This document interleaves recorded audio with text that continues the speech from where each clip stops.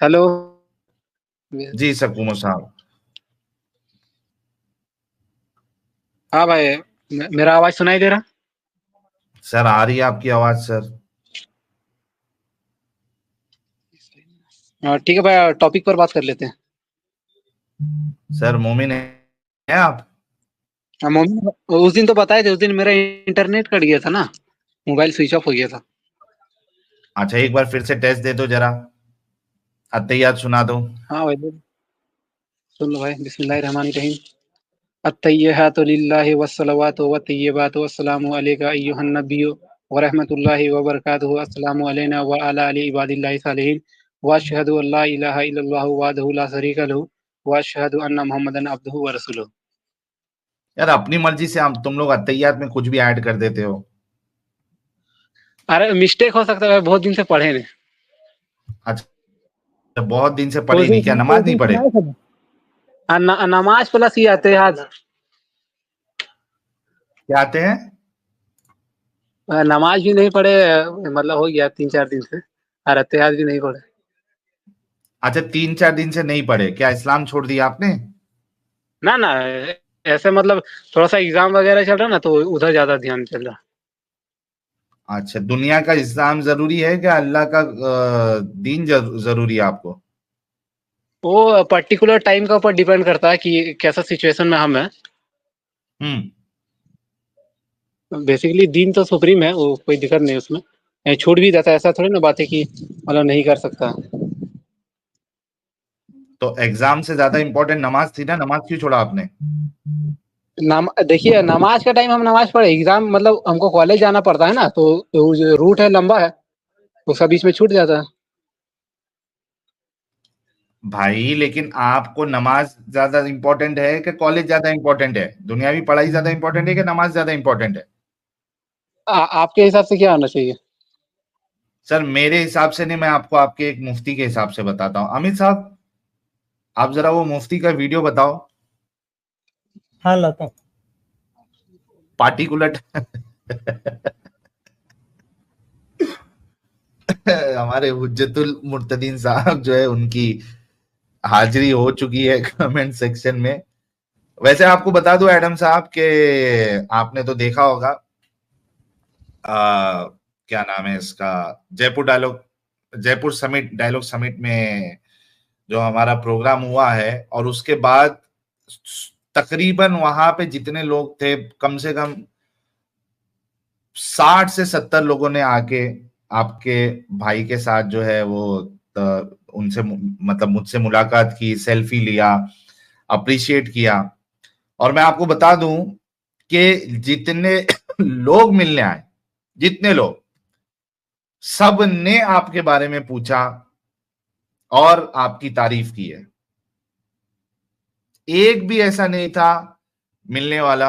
मेरे ख्याल से हाँ 60 या 100 के आसपास लोग आके मिले, फोटो उन्होंने सेल्फी ली, हमारे साथ बातचीत की, अप्रिशिएट किया ज्यादा हमारे थोड़ी काम को, लेकिन उसमें से एक भी ऐसा नहीं था जो आपके बारे में ना पूछा हो।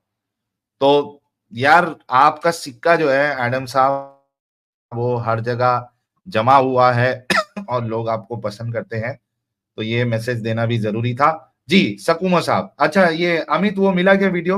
ला रहा हूँ ला रहा हूँ। हाँ, ये देखिए अली नवाब शाह भी कह रहे हैं नमाज से बढ़कर कुछ नहीं है, एग्जाम तो दुनियावी है, इसमें पास हो भी जाओ तो कुछ नहीं होगा, बल्कि हमें आखिरत की तैयारी करनी चाहिए। वाह वाह वाह, ये बिल्कुल सही जवाब है। आपको भाई, इसके पूरे 500 टॉपिक पैसे के ऊपर दिए बात जाएंगे। करेंगे भाई। जी टॉपिक पे बात करेंगे, टॉपिक पे जो रखा है, थंबनेल लगाया है जो।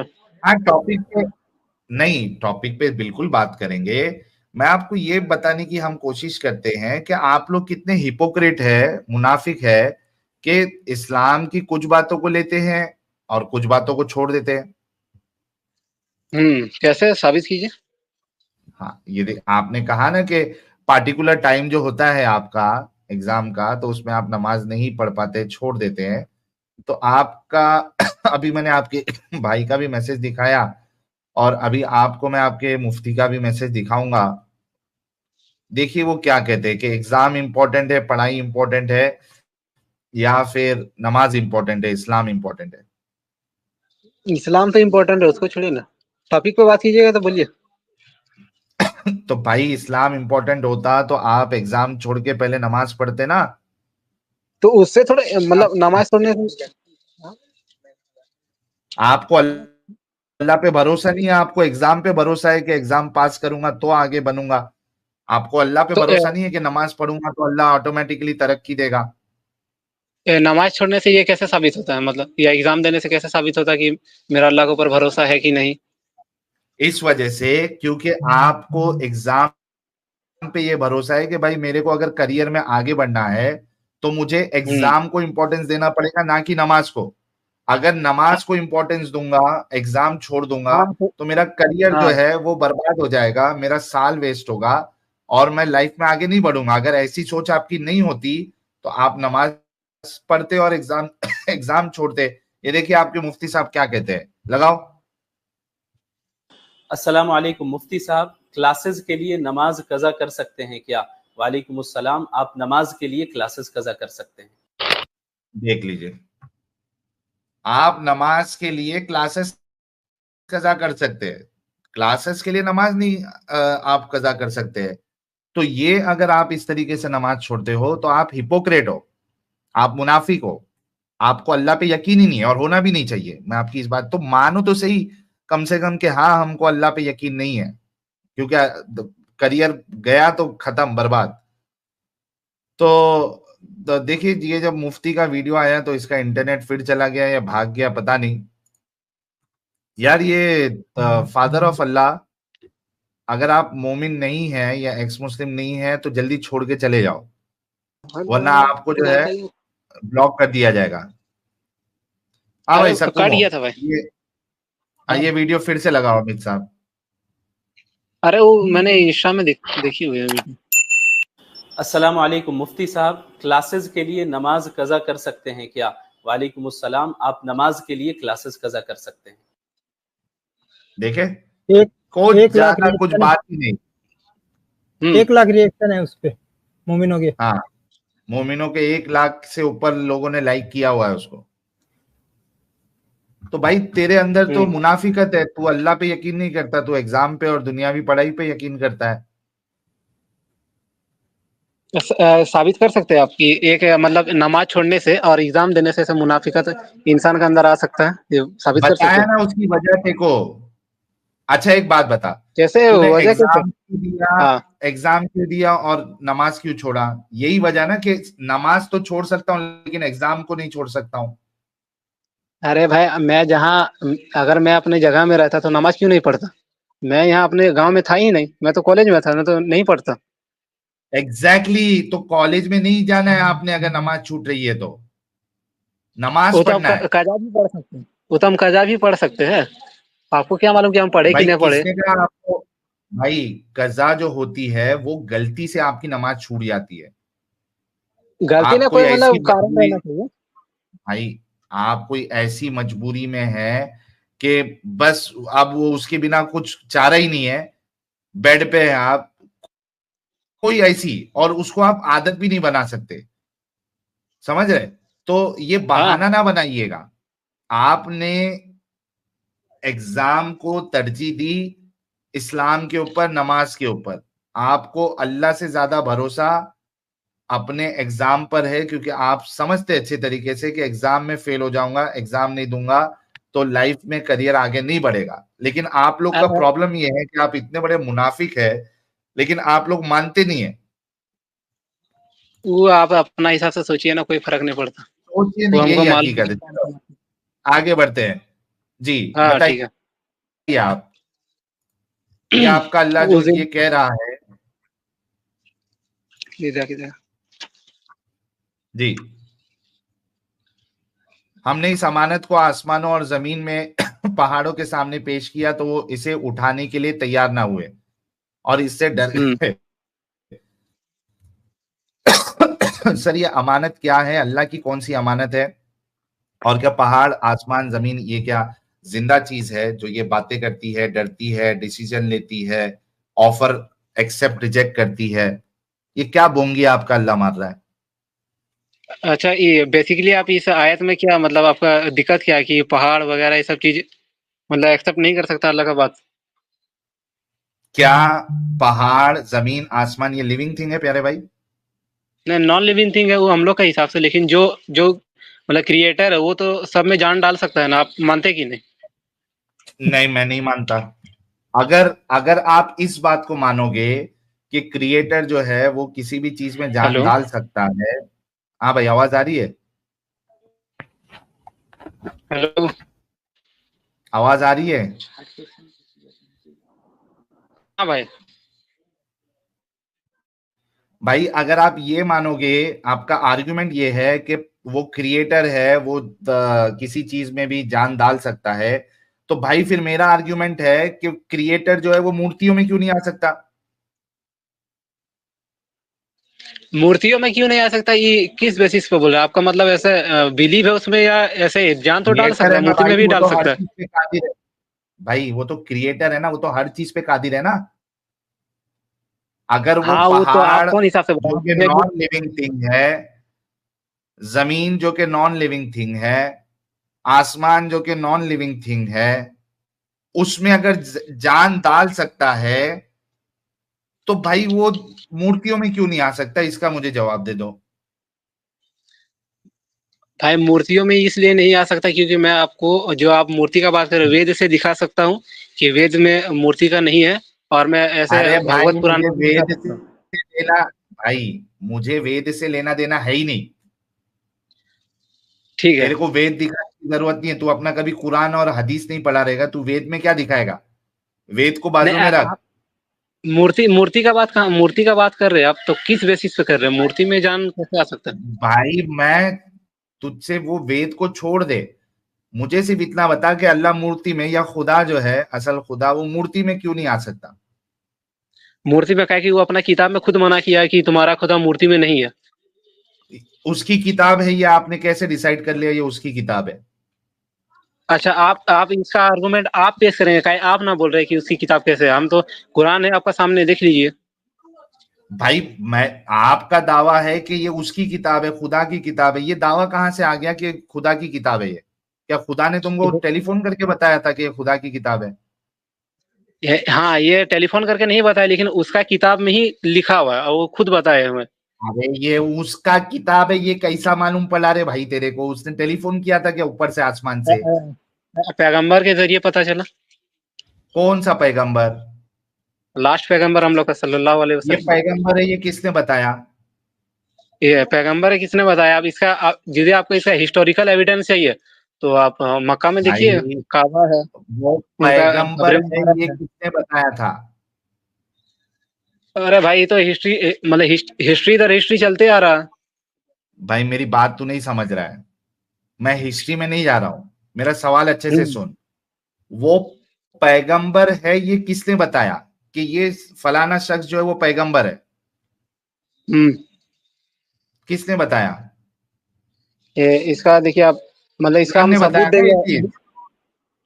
अरे भाई, हम इसका सबूत देंगे, हम इसका हिस्टोरिकल एविडेंस है ना देंगे, क्योंकि तो हिस्ट्री में घटा हुआ घटना है ना, हम कहाँ से इसका एविडेंस देंगे? तो अरे हिस्टोरिकल हिस्ट्री में घटा घटना हुआ घटा तो घटना में किसी को कैसे मालूम पड़ेगा कि ये नबी है? कैसे मालूम है? लोगों से, सहाबा से, किताब से, कुरान से, जब कुरान खुद कह कुरान रहा। से? अबे कुरान से मालूम पड़ेगा ना ये नबी है। कुरान से, सहाबा से, हदीस से, लोगों से जो उस टाइम पर थे, उसके बाद जो उनको भाई तीन सब कुछ पता चला। सहाबा को कैसे मालूम पड़ा ये नबी है, रसूल है? उनके टाइम में उन्होंने दीन दावत का काम किया तभी। भाई दावत का काम अगर मैं अभी करूं और बोलूं मैं नबी हूं, तो मान लेगा तू? हाँ, तो आपका पास है आसमानी किताब, आपका पास जिब्रील वही लेके आता है, तो हम मान लेंगे। हाँ मेरे पास जिब्रील आता है वही लेके। हाँ, साबित कर दीजिए। साबित क्यों? तेरे नबी से पूछा था ये बात, साबित करो करके जिब्रील आता है? पूरा भरोसा है भाई। तो मेरे पे ब्लाइंड। भरोसा करना। मैंने क्या ऐसा गुनाह कर लिया जो मेरे ऊपर भरोसा नहीं कर रहा? और एक ऐसा इंसान 1400 साल पहले तो था भी क्या नहीं था वो भी नहीं मालूम है, उसकी बात पे तेरे को भरोसा है कि जिब्राइल उसके पास आ रहा था? उससे तो तू सबूत नहीं मांगा, मेरे हाँ, से तो सबूत सुनिए, मांग रहा है। वो था कि नहीं था उसका हम एविडेंस हिस्टोरिकल देंगे तो आप मानेंगे? हिस्टोरिकल जिब्राइल का एविडेंस हम उसका एविडेंस तो देंगे। जिब्राइल का जिब्राइल का बात नहीं, अभी आपकी सब पैगंबर का बात हो रहा है। पैगंबर का हिस्टोरिकल एविडेंस देंगे तो आप मानेंगे? अबे कैसा हिस्टोरिकल एविडेंस देगा? वो पैगंबर है करके वो खुद बोल रहा है ना भाई। वो खुद नहीं, उसका किताब है भाई, आसमानी किताब है, उसमें भी बोला हुआ है। और मक्का में कुरान बोल रहा है ना कि वो पैगंबर है। ओके, ये लिख लेता हूं, अभी इसको अच्छे से समझना। कुरान बोल रहा मोहम्मद साहब रसूल है, ठीक है। अच्छा, कौन बोल रहा है कि कुरान जो है अल्लाह की किताब है? हिस्टोरिकल एविडेंस तो एडम साहब ज्यादा से ज्यादा मोहम्मद साहब का दे सकता है ना। हाँ दे, वो भी सर ज्यादा से ज्यादा, अरे भाई ज्यादा से ज्यादा मैं कहता हूँ उसी का दे दे। चलो सकूमो, चलो एडम साहब को मोहम्मद का ही दे दो। एविडेंस अगर आपको नहीं मिलेगा, अगर मिल भी गया तो इतना साबित होगा सिर्फ कि मोहम्मद नाम का। अरे भाई मोहम्मद का एविडेंस दे दो भाई कि था एक बंदा, नबी था नहीं था उसे छोड़ो, उस इलाके में एक बंदा था जिसका नाम मोहम्मद था। हिस्टोरिकली एविडेंस देना। हाँ भाई आप सकूमो, भाई आप मसीह का आप एविडेंस दे दो। अरे तेरे से जो सवाल किया वो सर वो बंदा भाई अभी बिल्कुल कोई मसला ही नहीं साहिल साहब, कोई मसला ही नहीं सर जी। मसीह का एविडेंस दे देते हैं। रोमन्स ने लिखा मसीह के बारे में कि उन्होंने उसको सलीब चढ़ाया, आपके पास है प्रोन्थियस का नंबर। उसके बाद जूस ने लिखा अपनी तालमूद के अंदर कि उन्होंने जीसस के बारे में। उसके बाद जो मैं उसकी बात कर रहा हूँ जो कि नॉन क्रिश्चियन हैं उनकी बात कर रहा हूँ, ठीक है, जिन्होंने उसको मारा उसकी बात कर रहा हूँ। और फिर बेसिकली मुसलमानों ने भी लिखा कि उस जमाने में था। तो भाई देखो 3 एंटी जीसस आइडियोलॉजीज उसके बारे में लिख रही हैं, तो भाई कोई मसला नहीं, उसका तो एविडेंस है। उसके अलावा अब आप एविडेंस दे दें मोहम्मद का from non Muslims of that time. Non Muslim of that time भाई, नॉन मुस्लिम से क्या आप जैसे दिए खुद दिए अपना किताब से, तो हम भी कुरान से ही ना देंगे एविडेंस? नहीं, मैंने अपनी किताब से तो दिया ही नहीं, मैंने तो यहूदियों की किताब से दिया, मैंने तो रोमन्स की किताब से दिया, मैंने तो बाइबल से दिया ही नहीं, मैंने बाइबल का तो एविडेंस नहीं दिया भाई। तो आप उनको सच मानते हैं? अरे यार सच मानना झूठ मानना छोड़ दो। अभी मैं मोहम्मद को भी कहा है कि उसे सच्चा नबी साबित करो, मैंने क्या उसका हिस्टोरिकल एविडेंस दो। मुसलमानों के अलावा किसने बताया है? मोहम्मद ने जूस के 7 कबीलों पे हमला किया, उनको मदीना से निकाल दिया, बनु कुरैजा को तबाह किया, सारे यहूदियों को मारा। मुझे बताओ किस यहूदी ने लिखा उस टाइम पे, बताओ। तो भाई नहीं लिखा तो उन लोग का गलती है ना, उससे थोड़ा ना साबित होता कि वो पैगंबर नहीं थे। अबे डंगर, इसी चीज को हिस्टोरिकल क्रिटिक कहते हैं कि हिस्टोरियंस जो हैं जब वो क्रिटिक करते हैं किसी बंदे के ऊपर तो वो ये देखते हैं कि उसके मानने वाले तो लिख रहे हैं सो लिख रहे हैं, वो एक क्रिएट भी कर सकते हैं पर्सनैलिटी। क्या उस जमाने में उसने इंटरैक्ट किया उसके मानने वाले अदर लोगों से? किया, ओके किया। उन्होंने क्या लिखा है? मुझे मोहम्मद का एविडेंस दो क्रिटिक की तरफ से कि भाई ये लिख रहा है, ये लिख रहा है, ये लिख रहा है, हाँ ये बंदा था। दो भाई एविडेंस तो है, मैं अभी नहीं दे सकता, मेरे पास नहीं है, लेकिन है। अच्छा, लेकिन है। मैं बताता हूँ, रॉबर्ट स्पेंसर आ रहे हैं मेरे चैनल के ऊपर, और नवंबर के किसी संडे को हम स्पेशल स्ट्रीम करेंगे रॉबर्ट स्पेंसर के साथ, जो कि मोहम्मद की एग्जिस्टेंस के बारे में ही होगी। लोगों को बता रहा हूं, तुम भी सुन लो, कि बाबा जी का ठुल्लू मोहम्मद नहीं मिलता। हजरत रॉबर्ट स्पेंसर साहब जो कि 9 या 10 किताबों के ऑथर हैं, वो अपनी नई किताब के साथ हमारे पास आएंगे, और उनकी नई बुक है मोहम्मद दी ऑफसेट, ठीक है। और उसके ऊपर हम जो है ना बातचीत करेंगे उनके साथ। नवंबर का कोई सैटरडे हम डिसाइड कर रहे हैं, अभी डिसाइड नहीं हुआ, और वहां पे हम हिस्टोरिकली देखेंगे मोहम्मद क्या था कौन नहीं था, क्रिटिकल बायोग्राफी ऑफ मोहम्मद के ऊपर बात करेंगे। लेकिन एनी हाउ, क्या मोहम्मद एग्जिस्ट करता है नहीं करता, ये भी रॉबर्ट स्पेंसर की एक किताब है द एग्जिस्टेंस ऑफ मोहम्मद के ऊपर, तो उस किताब के ऊपर भी थोड़ी सी हम गपशप लगाएंगे नवंबर में, यानी कि अगले महीने। तो भाई अभी मुझे बता मोहम्मद, अच्छा मोहम्मद को छोड़ दे, छोड़ दे मोहम्मद को, ठीक है। मक्का है ना, मक्का, ऐसा कर 7वीं सेंचुरी का कोई एक मैप दिखा दे, 6ठी सेंचुरी का, नॉट 7वीं, 6ठी सेंचुरी का कोई एक मैप दिखा दे जिसमें मक्का हो, क्योंकि इतना बड़ा ट्रेड रूट है, मदर ऑफ सिटीज है। कोई एक तो एविडेंस होगा, कोई एक तो ट्रेडिंग मैप होगा जिसमें मक्का होगा। भाई आपको मालूम है कि पूरा वर्ल्ड में फर्स्ट टाइम कब बना था? मुझे मालूम ही कुछ नहीं है, तुझसे कह रहा हूं कि मुझे मक्का भारत का कोई मैप में मक्का पॉइंट करके दिखा दे हिस्टोरिकली 6ठी सेंचुरी से पहले, जिससे साबित हो जाए कि यार ये सिटी थी, वहां पे खाना काबा था, वहां पे लोग वहां पे तिजारत के लिए आते थे और मेजर सिटी थी और ट्रेड राउट था। दिखा। भाई आप मसीह का उस जगह का ये दिखा सकते हो मैप में जहाँ पर उसको सूली में जी टांगा गया सर, था? मसीह के लिए आप जाएं, जेरूसलम इज अ सातवीं सिटी, सेंचुरी का। जेरूसलम इज अ सिटी, सुन सुन डंगर, जेरूसलम इज अ सिटी जो कि रोमन मैप्स में भी है, जूइश मैप्स में भी है। It's the one of the oldest तहजीब, उस एरिया की ओल्डेस्ट तरीन तहजीब है। आपके आपकी जितनी भी डिगिंग्स हुई है उसके अंदर डेविड के सारे जो मिले हैं किंगशिप के लवाजमात, वो सारे के सारे उसको साबित करते हैं। भाई तुम जेरूसलम की क्रिटिक कर रहे हो, डंगर के बच्चे, तुम्हें इतना नहीं पता, तुम क्या हिस्ट्री को जानते हो? मुझे भाई 7वीं 6ठी सेंचुरी का मैप दिखाओ। स्क्रीन शेयर करके दिखा दो इसी में, यूट्यूब में स्क्रीन दिखाता शेयर हूं, करके तुम दिखा बताओ दो। मुझे। यार यार स्क्रीन अगर शेयर करके मुझे, दिखा दो। तुम कह रहे थे बेटा, हाँ जैसा 7वीं सेंचुरी का पूछा ना, तो उससे तुमको तुम कह रहे 14 थे सेंचुरी का डंगर, दिखाना है। कह रहे थे हाँ भाई डंगर, डंगर, कहाँ रहते हो? उससे क्या मतलब, वो मेरा पर्सनल कहाँ इंफॉर्मेशन रहते क्यों? हो? इंडिया में रहते कंट्री हो? कंट्री कंट्री सिर्फ बता, इंडिया, पाकिस्तान, बांग्लादेश, किधर से इंडिया हो? इंडिया इंडिया था 6ठी सेंचुरी में? हाँ हाँ, तो नहीं था, कहाँ था? नहीं था? अरे क्या भाई है नहीं था तो डंगर कहाँ का था, वही बच्चा, तो बोल रहे हैं। खोती का बच्चा जो है, हाँ भाई पागल हो डंगर गया की तू? बच्ची। दिमाग सही है तेरा? तुझे हिस्ट्री का पता ही नहीं, पढ़ी कैसे भाई जाती आप, है, लिखी कैसे जाती है? हिस्ट्री तूने सब्जेक्ट कभी जिंदगी में नहीं पढ़ा, डंगर ना हो तो, खोता। भाई अभी एक क्वेश्चन जा अगर यार, हिस्ट्री का पूछ पहले लोगे ना तो खत्म मुंह कर दे यार, इसको मुंह अंब बोलना का नहीं पता नहीं पड़ता। है। अब मैं इसको बताऊं, डेविड कहाँ पे था? तेरे प्यो के पास था?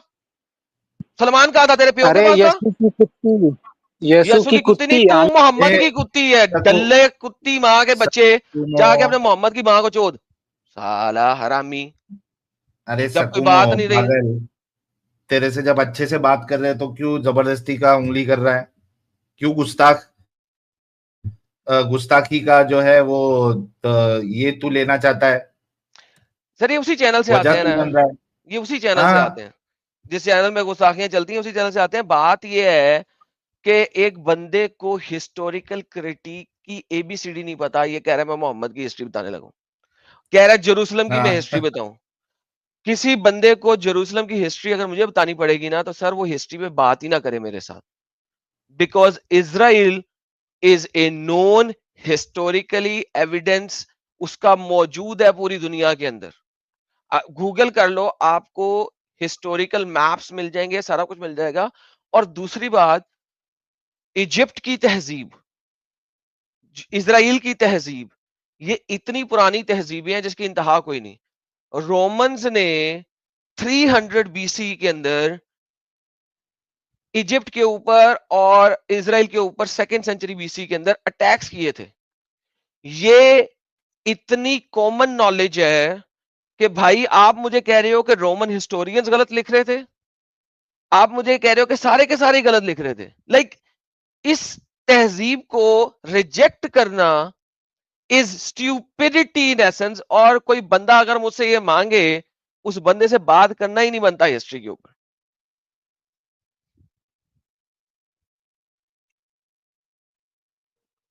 सही फरमाया आपने, इसी वजह से मैं इसको हिस्ट्री में नहीं लेके जाना चाह रहा था, क्योंकि मेरे को मालूम था ये डंगर को हिस्ट्री का के बारे में कुछ भी नॉलेज नहीं होगा। लेकिन लेकिन ये जो है ना, हाँ इसे लफ्ज बोला था ना, मैं हिस्टोरिकल प्रूव करता हूं। हाँ ये क्या, इसका बाप नहीं प्रूव कर सकता इसको, तो मैं इसी वजह से मेरे को मालूम था ये इसके बस की बात नहीं है। इसको थोड़ा लॉजिकली जो है हो सकता है कि शायद इसकी अकल जो है वो ठिकाने पे आ जाए, क्योंकि आप एडम साहब हिस्टोरिकली जो है, चलो आपने मोहम्मद साहब का कैरेक्टर आपने बता भी दिया कि भाई था, लेकिन था। वो नबी था वो। जी नहीं ना था साहिल साहब, वो भी तो हाँ, नहीं ना नहीं मिलता, यही तो प्रॉब्लम है वो भी नहीं मिलता। मैडम साहब नहीं है, मैं कह रहा हूं अगर बता भी दिया तो ज्यादा से ज्यादा ये साबित होगा ना कि हाँ एक कैरेक्टर था। आप उसको नबी कैसे साबित करोगे, आप उसको रसूल कैसे साबित करोगे, क्योंकि दावा तो वो उसका था, उस दावे पे आपके पास दलील नहीं है। हाँ साहिल साहब, ये असल में दो डिफरेंट चीजें होती हैं, ठीक है। जब हम हिस्टोरिकली देखते हैं ना, तो ये भी एक क्रिटिक का तरीका है। जब हम हिस्टोरिकली देखते हैं तो पहले पर्सन को आइडेंटिफाई करना होता है कि वेदर वो पर्सन वहां मौजूद है कि नहीं है, राइट। हाँ existence of the person you have to identify. अब बेसिकली बात यह है कि उसके बाद आता है कि यार उसके क्लेम्स क्या थे और किस किस ने क्लेम सुने थे। अच्छा, अगर क्लेम सुन भी लिए थे ना, राइट, तो भी उसको मानना पड़ेगा। हमें हिस्टोरिकली बात कर रहे हैं, ठीक है। हिस्टोरिकल क्रिटिक इस चीज पे ही चलती है, सजा नहीं चलती कि अगर बंदा मिल जाए और उसका क्लेम मिल जाए, ये दो चीजें मिल जाए तो हमें मानना पड़ेगा उस थियोलॉजी को। You understand this is how theology works, right. Theology में आप सब चीजें प्रूव नहीं करते। हिस्टोरिकली बात कर रहा हूं।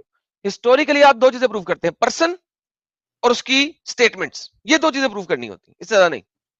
और यही प्रूव नहीं कर सकते। उसके बाद आता था थियोलॉजिकली उसकी क्रिटिक, जो कि हम लोग वैसे ही करते रहते हैं कि मोहम्मद अगर नबी था, हाँ ठीक है, तो उसका एविडेंस क्या था, वो थियोलॉजिकल क्रिटिक है विद इन द थियोलॉजी। जो हिस्टोरिकल क्रिटिक है वो सिर्फ ये दो चीजें ही हैं, बंदा साबित कर दो, लोकेशन साबित कर दो, और बंदे की स्टेटमेंट साबित कर दो, बस यही है और कुछ नहीं। अच्छा, इसमें भी देखिए ना, ये वाला जो आर्ग्यूमेंट है, ये तो बिल्कुल एकदम सर्कुलर आर्ग्यूमेंट है कि कुरान बोल रहा है मोहम्मद साहब रसूल है और मोहम्मद साहब बोल रहे हैं कुरान अल्लाह की किताब है। ये दो में ही घूम रही है बातें। बेशक तो भाई बेशक बाहर बेशक। निकल के प्रूव करो ना, आप बाहर निकल के साबित करो, तभी तो कुछ मजा आएगा। और फिर अभी अच्छा, ये अभी उस दिन भी जब हम आर्ग्यूमेंट कर रहे थे, एक दो मोमिन जो आए थे, सबका आर्ग्यूमेंट एक ही था कि भाई ये खुदा चाहेगा तो पहाड़ और इसमें भी जान डाल सकता है। तो भाई मेरे सवाल का फिर जवाब क्यों नहीं देते कि अगर पहाड़ में जान डाल सकता है, उनसे बातें कर सकता है, तो वो मूर्ति में क्यों नहीं आ सकता भाई? एक मोमिन के पास जवाब नहीं है, फिर वही कहते हैं कि भाई खुदा ने मना किया। अरे तेरे कान में आके बोला खुदा ने। एक प्रॉपर जो है, आप अपने आर्ग्यूमेंट को कांस्टेंट रखो ना। एक के लिए आप जो है वो चेंज हो जाते हो, दूसरे के लिए जो है आप चेंज हो जाते हो। ये कौन सा तरीका है भाई? बिल्कुल जबरदस्त बात की आपने, बिल्कुल जबरदस्त बात की। और ये थियोलॉजिकली एक बहुत बड़ा क्वेश्चन है साहिल भाई, थियोलॉजिकली, जी कि मोहम्मद के नबी होने का एविडेंस किसने दिया। हाँ अच्छा, ये क्यों है? क्योंकि अगर अल्लाह कहता है ना कि तौरात ज़बूर और इंजील भी अल्लाह ने उतारी है, ठीक है, तो तौरात ज़बूर और इंजील के अंदर दो तरीकों से कोई बंदा प्रॉफिट साबित किया जाता, ठीक है, कि पिछले प्रॉफिट ने अगले प्रॉफिट को अनॉइंट किया हो, राइट। एक तो ये है। दूसरा, उसने कोई प्रोफेसी दी हो जो कि उसके जमाने में पूरी होनी चाहिए और वो एग्जैक्ट हो, ठीक है। तीसरा है हाँ मिरेकल्स, ठीक है, उसने ऐसे मिरेकल किए हो जो देखे हो लोगों ने, और वो दुश्मनों और दोस्तों सज्जनों दोनों ने देखे हो। अब ये वाली चीज हाँ जो है ये मोहम्मद से साबित नहीं होती किसी भी तरीके से। इन तीनों में से कोई भी क्राइटेरिया पे फिट नहीं बैठता। मोहम्मद की प्रोफेसी कोई ऐसी नहीं है जो कि साबित हो सके। मोहम्मद ने स्टेटमेंट्स दी हैं, किसी नबी ने उसको इनॉइंट नहीं किया, बनाया नहीं, बल्कि इनॉइटेशन ही खत्म कर दी हुई है, ठीक है। अच्छा, फिर मोहम्मद अगर देखें तो कुरान के अंदर ये दो नंबरी करते हैं। अच्छा, ये जो बैप्टिज्म का लफज है ये अल्लाह ने कुरान में यूज किया हुआ है, जो कि अर्ली स्कॉलर्स ने अल्लाह का बपतिस्मा लिखा हुआ है कुरान के अंदर, लेकिन बाद में ट्रांसलेशन एंड रीट्रांसलेशन में उसको गायब कर देते हैं, अल्लाह का रंग बना देते हैं उसको। तो ये बहुत सारी चीजें साहिल साहब ऐसी हैं जो कि इन्होंने वक्त के साथ साथ चेंज करते गए। सही।